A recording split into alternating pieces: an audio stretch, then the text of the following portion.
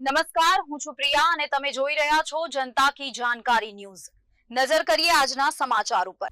વાવ થરાદ જિલ્લા પંચાયતની પ્રથમ સામાન્ય બેઠક આજે જિલ્લા પંચાયત ખાતે પાટણ જિલ્લા કલેક્ટર અને વાવ થરાદ અધ્યાસી અધિકારી શ્રી પ્રશાંત જીલોવાનીની અધ્યક્ષતામાં પ્રથમ બેઠક યોજાઈ હતી। બેઠક દરમિયાન જિલ્લા પંચાયતના પ્રમુખ અને ઉપપ્રમુખ પદ માટેની વરણી પ્રક્રિયા હાથ ધરવામાં આવી હતી।